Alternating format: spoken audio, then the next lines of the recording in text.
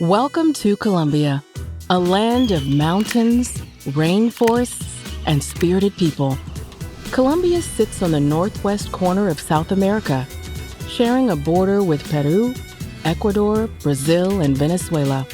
A narrow strip of land also connects Colombia to Central America via Panama. This link between the two continents gives Colombia its nickname, the Gateway to South America. Colombians in the remote border regions live with unique challenges. Unsecured borders bring crime, violence, and a growing illegal immigration problem. With powerful criminal groups called cartels in charge, life is dangerous and unpredictable.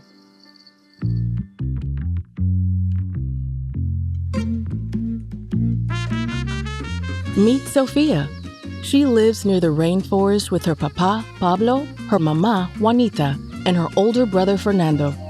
They grow plantain trees on their land, which lies far from the city but only 6 miles from La Bandera, a place in the mountains where Colombia's border meets Panama. In the past year, Sofia's home has changed dramatically. Every day, boats arrive in the nearest town and migrants from Cuba, Haiti, Venezuela, and many other countries come on shore. The dirt road by her house is full of them. She knows many fled poverty or violence in their own countries, but where they are headed is just as dangerous.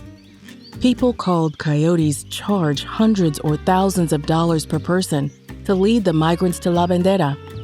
There's no border control, so once they arrive, migrants cross illegally and enter the Darien Gap, 66 miles of undeveloped rainforest.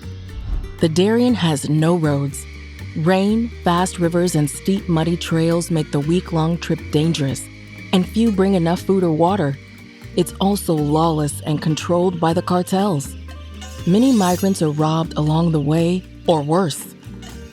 Crossing the Darien is the first part of a migrant route to El Norte, the United States. When people hear that the U.S.-Mexican border is poorly enforced, they think a better life in El Norte is worth the risk. In 2023, over 500,000 people came to Colombia to start this journey. Many did not survive. Every time another migrant group walks by, Sofia's stomach feels heavy. She feels sorry for the people and wants to help. And she wonders if it would just be better to have no borders at all. Sofia's brother Fernando has an interesting offer for her. His friend Andres is leading a migrant group, and he asked Fernando to come along as a paid guide. Sofia knows the trail, and she's good with different Spanish dialects, so Fernando wants her to come too. Sofia is reluctant.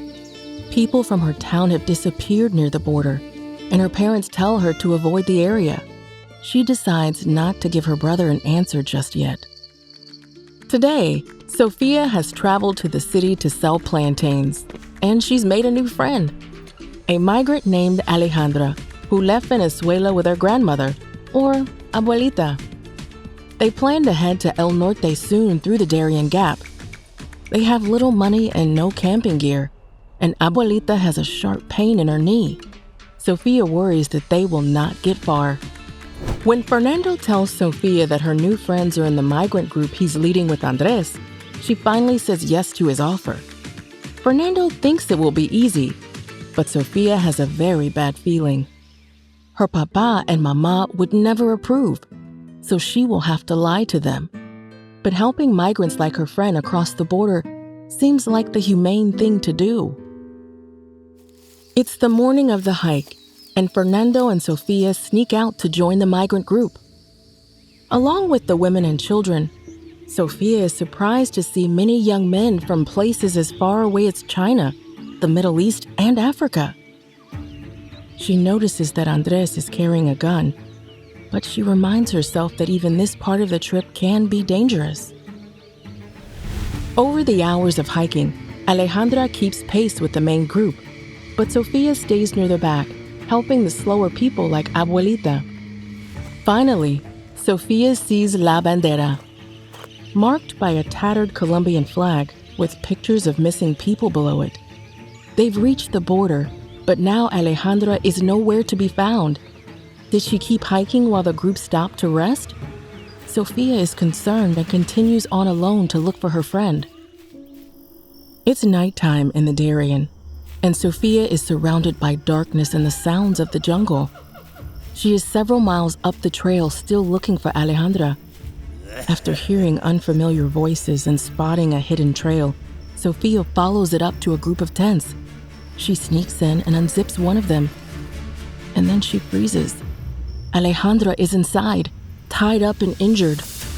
Working quickly and quietly to free her, Sofia's mind races. Is Andres working with the cartel or the evil human traffickers who kidnap and sell their victims? Back at home, Pablo and Juanita are worried. It's been more than 12 hours since they've seen their kids. With so many migrant crossings and disappearances at the border, they fear the worst. They've just spoken with a man named Cruz at the police station.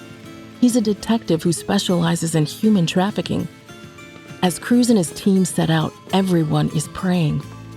Sofia and Alejandra run through the dark.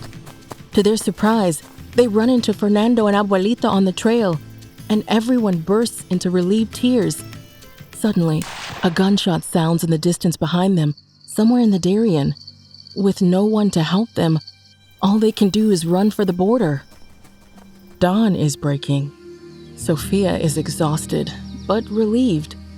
After crossing back into Colombia, they met Cruz with his search party. Now, policemen are carrying Alejandra and Abuelita down the hill on stretchers. When Cruz explains how much danger they were in, Sofia hangs her head. The more she listens to him talk about the problems near the border, the more she understands. Unsecured borders bring crime, violence, and suffering. Cruz tells her that strong borders are more humane. They make sure that people like Alejandra move to a new country legally, without the risks. By letting countries control who comes in and out, strong borders protect communities and reduce the power that cartels have. When they arrive home, Sofia and Fernando apologize to their parents for breaking their trust. Pablo and Juanita are so grateful to have their children back safely that they throw a fiesta that night. Everyone is enjoying rice, arepas, and, of course, cooked plantains. For a while, Alejandra and Abuelita stay with Sofia's family. Cruz offers to help them request asylum from the Colombian government. Unfortunately, the legal immigration process moves slowly.